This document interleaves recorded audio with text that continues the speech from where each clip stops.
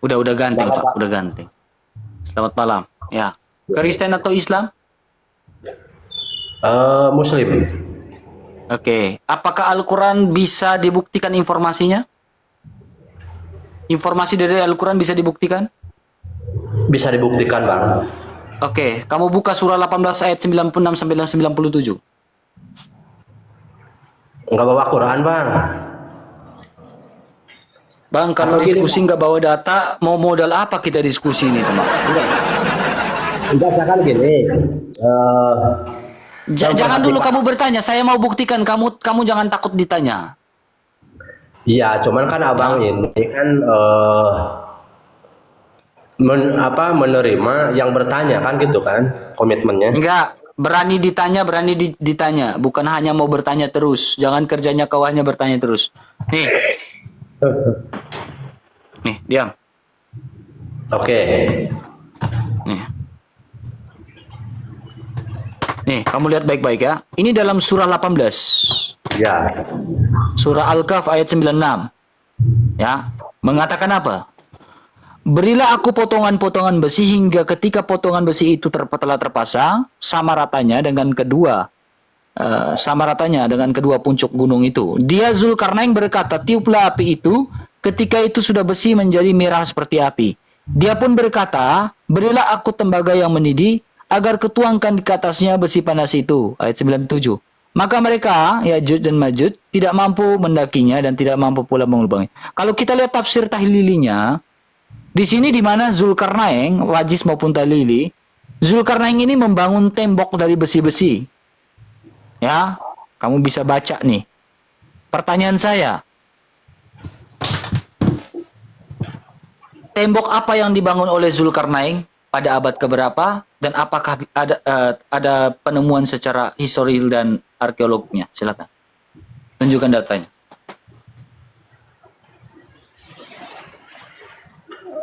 Masalah itu saya nggak siap, Bang. Nah, enggak ini, Saya ini saya sudah buktikan. Berat. Ya, katanya kau bilang, tadi saya tanya, Al-Quran, informasi dari Al-Quran bisa dibuktikan? Kau dengan lantangnya. Bisa, katanya. Nah, sekarang dalam surah Al-Kahf ayat 96, Zulkarnain yang membangun tembok besi dari besi. Sekarang, tembok besi apa yang dibangun oleh Zulkarnain? Silakan buktikan secara histori dan arkeolog dan di abad keberapa. kalau masalah sejarah itu hikayat namanya kalau di Islam itu saya bisa menceritakan. Cuman kan nanti dibilang Saya minta bukti arkeologinya. Saya minta bukti arkeologinya. ya makanya nanti dipinta bukti itunya gitu. Enggak Mana cuma buktinya? heeh. Tembok apa yang Makanya dibangun itu saya nggak Zulkarnain? siap. Dikira saya itu kan ini kan jebakan Batman sebenarnya abang itu bikin Oh, jebakan. jebakan Batman kan diskusi kan kau bilang kau dengan lantangnya mengatakan apa saya tanya apakah informasi dari apakah informasi dari Al-Quran bisa dibuktikan? Kau mengatakan bisa. Yakin gitu kan? Seberapa Iya. yakin? 100%. Sekarang saya tanya kamu, jika Al-Quran bisa dibuktikan, sekarang tembok besi apa yang dibangun oleh Zulkarnain? Ya makanya itu tentang Nah, itu makanya karena nanti sekarang ini 2000 orang kita lihat kualitasnya. Saya tanya dia tidak bisa jawab, sekarang kau tanya iman saya akan jawab pakai data. Silakan. saya bukan pakai data bang, bukan mau tanya tentang apa sok tahu tentang Ya, agama abang gitu silakan. kan. Ya, silakan tanya. Cuman saya mau ngasih saran aja. Apa? Gini bang, Bang, gak usah saran-saran ke saya, Bang. Soalnya saya tidak menerima saran ya. Orang Kristen aja naik ke atas minta saran-saran saya tolak. oh iya Ya. iya iya. Ya, Oke maaf. oke. Bukan saran, bukan Orang saran. seperti apa dulu ya? Sabar, diam. Orang seperti apa dulu yang memberikan saran kepada saya? Oke. Ya, orang-orang tertentu, pastor, suster, ya, abang-abang saya, ya, yang dukung saya, yang support saya. Nah, itu yang memberi saran kepada saya, ya, pantas, ya. Lah kamu naik ke atas mau kasih saran ke saya, emang kau pastornya saya? Hah? Emang kau yang support saya? Ya bukan itu, Bang. Kan enggak, Bang. Jadi kalau mau saran, abang saja pergi ke roomnya Juma. Atau, Nandar, saya mau kasih masukan saran kepada kamu. Nah, udah itu. Maksud Di saya, sini bukan room saran menyaran, Pak. Di sini room diskusi, dialog, debat, udah. iya, iya, iya, iya. Maksud saya, Silakan tanya iman saya. Tanya iman saya sekarang. saran tentang pilihan agama, Bang. Ah, silakan. Nah, memang di Al-Quran itu kan diakui adanya kitab-kitab sebelum Al-Quran kan, seperti Zabur, Taurat, Injil, dan Al-Quran. Cuman Bang, itu menurut menurut keterangan itu kitab sebelumnya itu sudah disempurnakan sama Al-Quran itu Bang. Oke, kitab apa yang disempurnakan sama Al-Quran? Ya seperti Zabur, Taurat, dan Injil. Oke, coba Taurat yang mana yang disempurnakan sama Al-Quran? Ya pokoknya di Al-Quran kan ada Emangnya kamu sudah pernah baca Taurat? belum. Cuman di Al-Quran Kamu di sudah surat, baca kitab Jabur? di Kamu surat sudah baca Yunus, kitab Jabur? Saya di tanya, surat kamu Yunus sudah baca kitab Jabur? ayat 37 Bang. Iya, saya tanya, kamu sudah baca kitab Jabur? Belum. Kamu sudah baca kitab Injil? Cuman wajib Iya, kamu mengimani. sudah baca kitab Injil? Diam dulu, kamu sudah baca kitab Injil? Belum. Nah, saya tanya, Injil mana yang disempurnakan sama Al-Quran? Silakan. Ya pokoknya mah kitab Jangan yang pokoknya, jangan pokoknya, Pak. Saya nggak mau pokoknya. Saya mau data. Nah, Injil, Matius, Markus, Lukas, Yohanes yang disempurnakan sama Al-Quran itu yang mana? ya pokoknya kitab yang 3 itu Jangan pokoknya, ya Allah, ya Rabbi, la hawla wala quwata illa billah. Nggak tanya saya itu loh. Ya. Saya nggak Ya, mau makanya- jawaban pokoknya. Nggak mau. Datanya mana? Yang saya suka itu sama abang itu Astagfirullahaladzim, ya Allah, ya Rabbi, ya Karim, Masya Allah, ini orang. Saya Betul. tanya, kau Yang bilang saya suka Al-Quran sama menyempurnakan abang Injil, kitab-kitab pertama, abang sebelumnya. itu suka sering Oke. atribut Islam. Kitab Injil mana yang Kedua, disempurnakan sama yang Al-Quranul Islam. Karim? Kenapa, Silakan. Abang? Apa aja, Injil Bang? itu ada 4. Matius, Markus, Lukas, Yohanes. Nah, mana? Ya pokoknya kitab yang 3 itu. Astagfirullahaladzim, ya Allah, ya Rabbi, ya Aku terusin, Pak. Karim. Bang, astaga, parah banget kamu, Bang, klaimnya kamu. Ini yang saya nggak suka, diskusi dengan orang yang hanya klaim. Tapi tidak ada bukti. Ini klaim dari mana ini, Bang? Ya makanya tadi. Makanya, Bang, dengar baik-baik ya. Saya lebih baik diskusi dengan orang cerdas. Orang cerdas itu akan cari kebenaran. Tapi kalau orang yang tidak mengerti, dia bukan cari kebenaran. Dia cari pembenaran, Bang. Makanya banyak orang cerdas itu murtad, Bang. Ya. Banyak orang cerdas itu murtad karena cari kebenaran. Tapi kalau orang yang tidak mengerti, jawabannya hanya pokoknya. Makanya almarhum Kiai Haji Buya Syakur bilang apa? Jangan takut untuk murtad. Karena dia mencari kebenaran, Pak. Alkitab itu tidak bisa bicara dengan pokoknya. Alkitab itu berbicara tentang sebuah kebenaran dan sebuah fakta yang sejalan dengan sejarah. Itu Alkitab. Ya emang kata Buya itu nggak masalah. Emang murtad itu nggak takut. Jangan takut dengan murtad itu emang nggak apa-apa gitu kan. Kalau kita mau mempelajari agama yang lain atau kitab-kitab yang lain gitu kan. Buya Syakur ngomong apa? Saya pernah diskusi dengan Gus Dur, almarhum Gus Dur. Dia bilang apa? Agama itu, dia bilang agama Islam itu dipegang itu rasanya sakit, dilepas itu juga salah. Kamu tahu makna di balik kata-kata itu? Makanya saya bilang apa? Kekristenan, tidak ada tokoh agama yang mengatakan akulah jalan kebenaran dan hidup. Tidak ada tokoh agama yang mengatakan akulah kebangkitan dan hidup. Tidak ada tokoh agama yang bilang aku memberikan hidup yang kekal kepada kamu. Tidak ada. Hanya ada satu tokoh, Yesus Kristus. Karena apa? Memang dia adalah jalan kebenaran dan hidup. Ya, itu menurut agama abang gitu kan.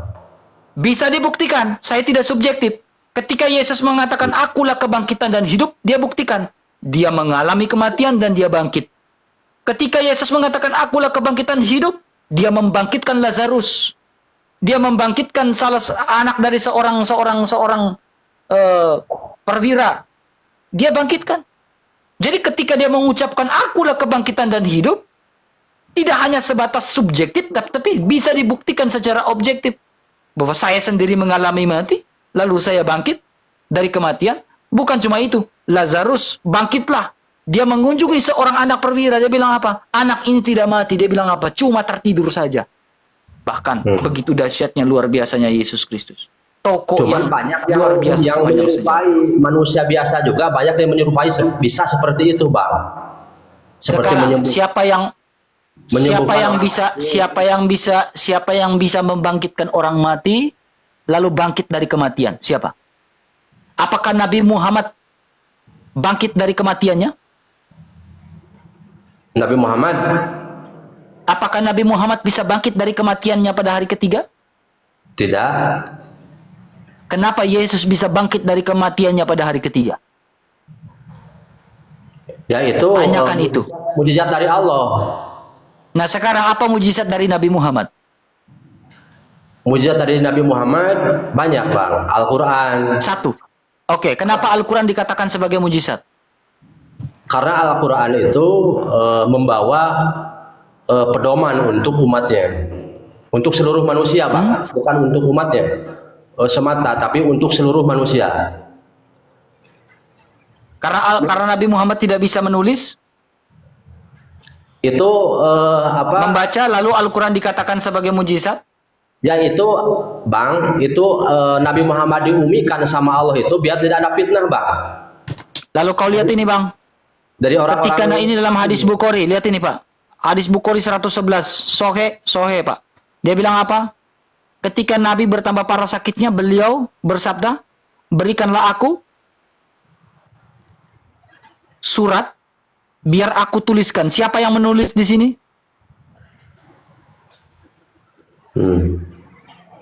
Siapa yang menulis? Ya sahabatnya, Bang. Siapa bilang ini? Aku ini siapa? Berikan aku surat. Nabi Muhammad bersabda, berikan aku surat. Dia nggak ngomong, biarkan sahabat menulis. Dia bilang, biar aku tuliskan. Aku ini siapa? Nabi kan? Nabi menuliskan. Sekarang, apakah dia dikatakan umi, sementara dia bisa tulis? Ya kan, terus abang bilang tadi Nabi Muhammad bilang umi atau bilang tidak bisa baca dan tulis, itu datanya dari mana?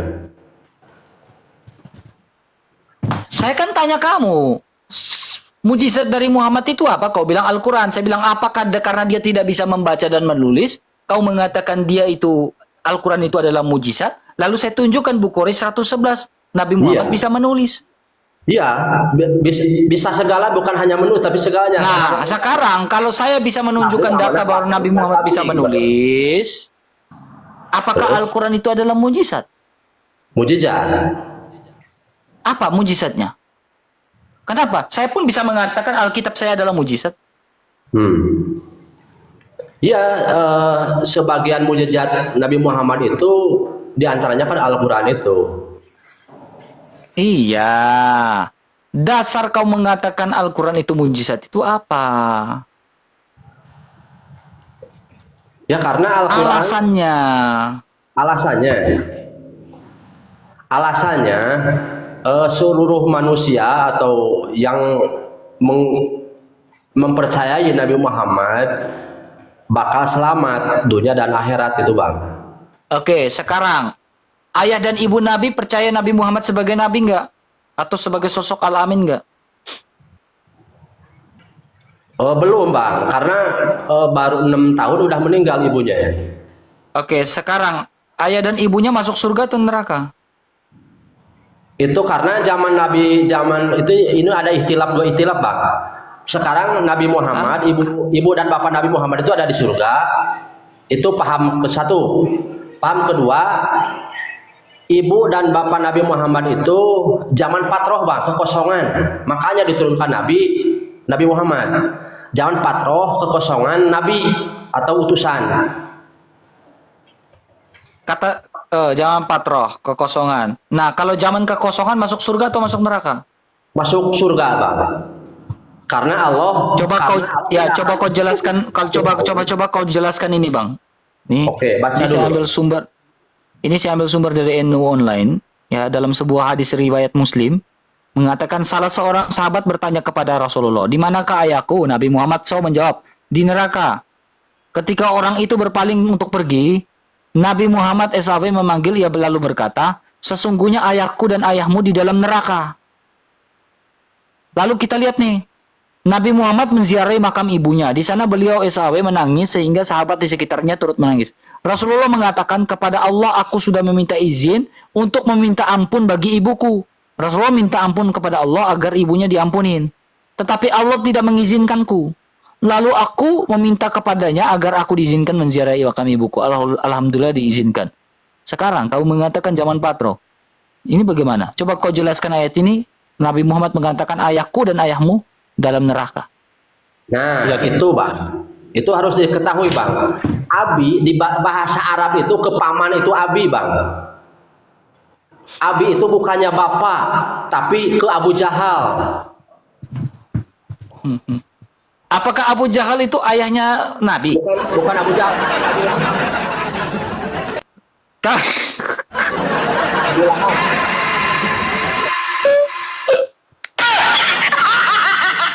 Ya itu kan pamannya Nabi kan Abu Lahab yang di Al-Quran ahli neraka. Bang, kau gini ya. Jadi Kamu tahu nggak? Abi ke bapaknya Nabi Muhammad, tapi ke pamannya. Kamu Yang tahu nggak bang ya? Yang tidak iman. Kamu tahu nggak kakeknya Nabi Muhammad itu siapa? Abi Tholib, Abdul Muthalib. Abdul Muthalib. Ya. Abdul Muthalib. Abdul Muthalib itu di dalam Sirah Nabawiyah Al-Mubarakfuri ya. Ada ya.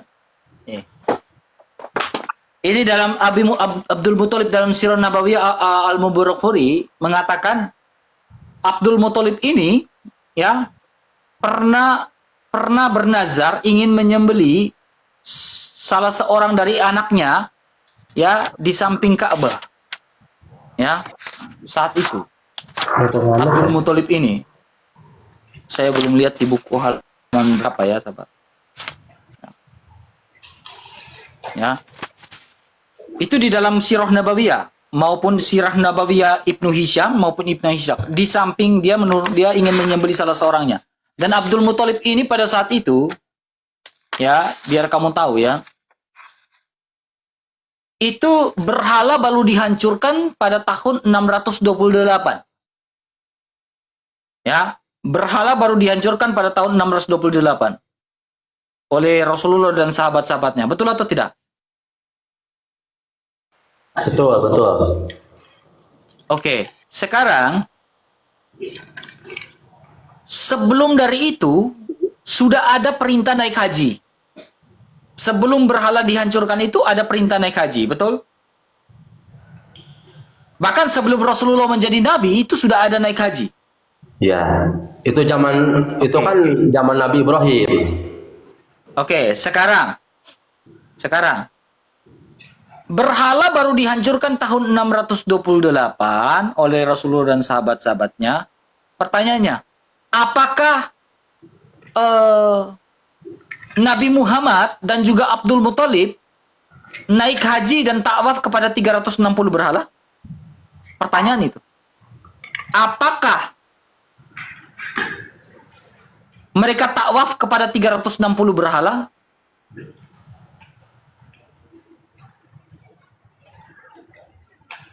Pertanyaannya itu? Ya.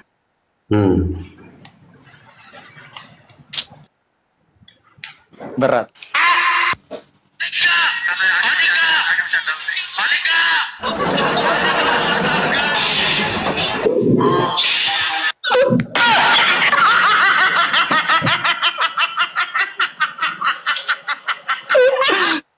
bang, kalau naik itu jangan modal nekat bang dari ke atas. Ada bang, cuman tapi kan Nih, pakai data nih pak.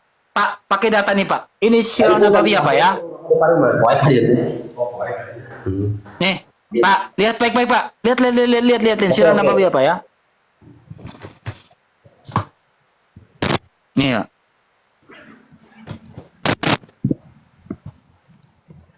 Beberapa tradisi, ini halaman 24. Beberapa tradisi dan upacara penyembahan berhala yang mayoritas diciptakan oleh Amr bin Luhai. Ya, antara lain. Kita lihat yang kedua. Mereka menunaikan haji dan tawaf. Pertanyaan saya, jika Allah yang menciptakan naik haji, pertanyaan ini, apakah Allah memerintahkan naik haji dan tawaf kepada 360 berhala pada saat itu? Karena berhala baru dihancurkan tahun 628? Ya tidak. Karena itu kan sisipan bang, si Ka'bah itu disisipi sama orang-orang kafir. Nah, sekarang pertanyaan saya, Rasulullah menjadi nabi pada usia berapa? Tahun berapa? Tahun 40 bang. Astagfirullahaladzim, tahun 40. Ya Allah, la wala wata quwata illa billah. Astagfirullahaladzim. Umur 40. Usia 40. Dan usia 40 itu di tahun berapa? Abad ke-7. Nih, jangan asal ini pakai data nih, pakai data. Iya, abad ke-7, 611 Masehi. Pada tanggal 10 Agustus 610 Masehi. Ya, saat itu beliau menjadi genap 40 tahun. Nah, sekarang Rasulullah, nih, sabar. Saya ambil buku. Lihat baik-baik. Berhala dihancurkan tahun 628. Ya. Rasul ini berhala dihancurkan. Oke. Rasulullah menjadi nabi tahun 610. Oke, 611 jadi nabi. Nah, ini gapnya berapa tahun nih? 8 kurang 1, 7. 2 kurang 1, 1. Oke. 17 tahun ya gapnya. Ya. Nah, selama 17 tahun ini, Rasulullah naik haji enggak? Belum bang, belum.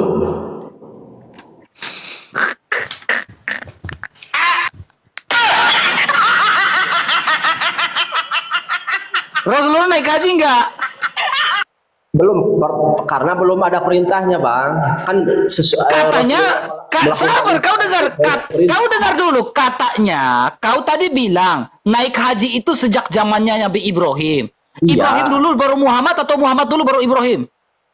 Ya Ibrahim dulu lah yang bikin. Nah, kalau Ibrahim, zamannya Ibrahim sudah ada perintah naik haji enggak? Ya sudah ada bang. Nah, sudah ada naik haji. Sekarang, selama 17 tahun, berhala kan baru dihancurkan 628. Selama 17 tahun, Muhammad naik haji enggak? Tapi kan itu untuk kaum Nabi Ibrahim bang. Saya tanya adalah Nabi Muhammad naik haji enggak setelah dia menjadi pada tanggal 10 Agustus tahun 611, Nabi Muhammad menjadi nabi, ya kan? Berhala baru dihancurkan tahun 628. Nah, ini ada gap 17 tahun. 17 tahun ini Nabi Muhammad naik haji enggak? Menurut pengetahuan saya jujur enggak, belum. Dari mana datanya? Lupa lagi bang datanya. Nih, kau jawab pertanyaan, kau lihat ini ya, lihat baik-baik.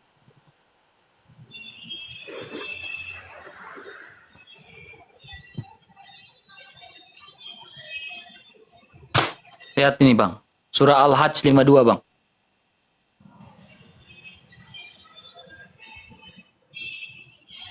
Kami tidak mengutus seorang rasul dan tidak pula seorang nabi sebelum engkau, Nabi Muhammad, kecuali apabila dia mempunyai suatu keinginan, setan pun memasukkan godaan-godaan itu ke dalam keinginannya. Lalu Allah menghapus apa yang dimasukkan setan itu. Pertanyaan saya, apa yang dihapus oleh Allah?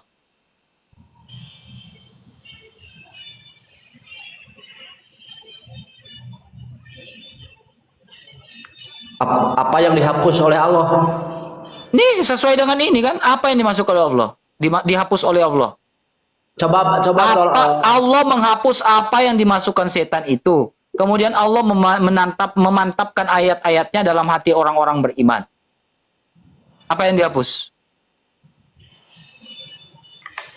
yang dihapus itu ayat sisipan, Bang, yang saya tahu. Ya, ayat apa? Ayat apa? Coba tunjukkan ayat apa yang dihapuskan. Lupa lagi, Bang, lupa lagi. Cuman yang saya tahu sekarang, itu ayat sisipan. Sekarang, oke. Kita mulai pelan-pelan. Saya tanya kamu, ya. Yang bisa memberikan syafaat itu Allah atau siapa? Apa?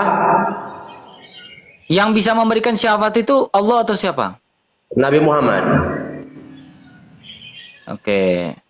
Nabi Muhammad ya. Saya tunjukkan. Yang bisa memberikan syafaat itu siapa? Nabi Muhammad. Bukan Allah. Bukan. Allah nggak bisa memberikan syafaat, Nabi Muhammad bisa memberikan syafaat.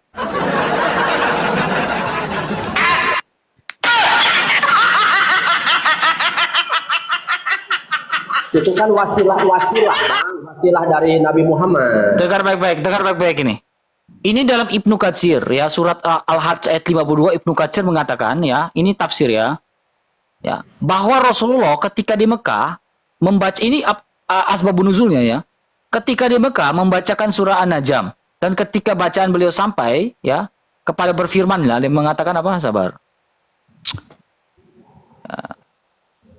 Dia mengatakan garan bintang-bintang itu memberikan syafaat. Nah ini. Sebagian besar ulama tafsir sehubungan dengan ayat ini menegaskan kisah Garanik, bintang-bintang dan kisah yang menyebutkan. Ini kisah Garanik ini, bintang-bintang. Kamu udah pernah dengar kisah Garanik nggak? Belum. Astagfirullahaladzim.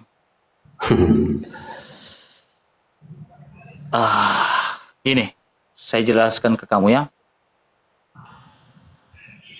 Sabar.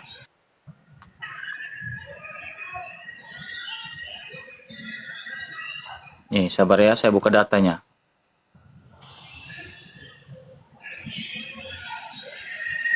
Kamu tahu, surah An-Najm ini, surah Al-Hajj yang tadi kita baca itu berhubungan dengan surah An-Najm. Ya. Oke, surah An-Najm itu diturunkan pada tahun keberapa kenabian Muhammad? Lupa lagi, Bang. Saya jujur lupa lagi. Kalau saya ditanya yang tahu, jawab tahu, yang enggak yang enggak. Oke. Surah An-Najm diturun pada tahun kelima kenabian. Saya tahu dari mana asbabun nuzul dari surah An-Najm 19 sampai 21. Ya. Surah An-Najm 19 itu dia bilang apa nih? Kamu lihat baik-baik. Jadi Nabi Muhammad menyebutkan surah An-Najm ayat 19 ayat sampai 21 nih. Bahwa anak-anak perempuan Allah itu adalah Al-Lata, Al-Manat, dan Al-Uzza. Nih. Maka setan memasukkan godaannya kepada lisan Nabi.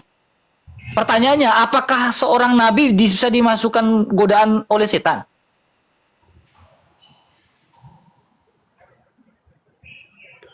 Enggak, Bang. Enggak. Lah, kenapa ayat ini menyebutkan bahwa setan memasukkan godaan kepada Nabi? Nih, setan pun memasukkan godaan ke dalam keinginannya itu. Para ulama mencatat bahwa keinginan Nabi. Nabi siapa itu, Bang? Ya Nabi siapa lagi? Kan Nabi di Al-Quran itu banyak, Bang. Ada yang dicatat di Al-Quran itu kan bukan Nabi Muhammad saja. Ada Nabi Yusuf, Nabi Musa, Nabi Harun. Setan pun memasukkan godaan ke dalam keinginannya itu, lalu Allah menghapuskan apa yang dalam keinginannya itu, ya. Kita lihat.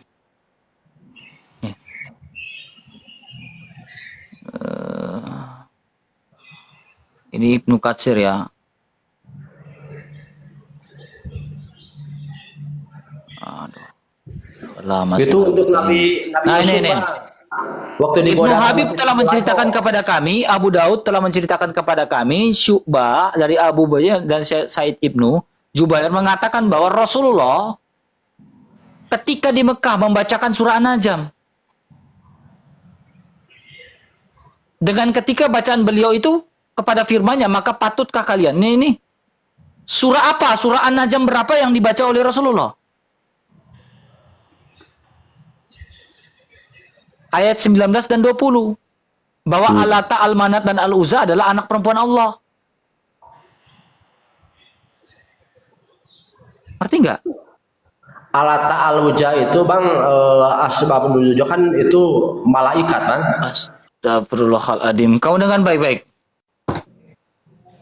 Surah Al-Hajj 25 sampai 78 itu baru diturunkan ketika tahun ke-14 dan tahun ke-15 kenabian Muhammad.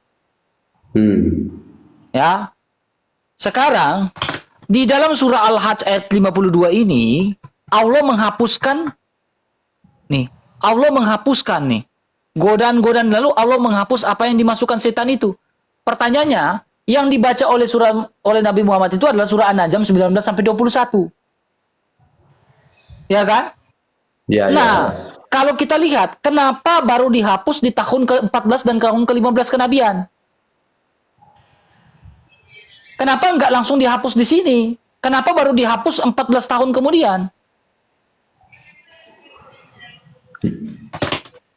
Ya mungkin itu, Bang, Berat sih. terlalu Dalam sih, nggak terlalu dalam sih. Kalian nggak paham sih.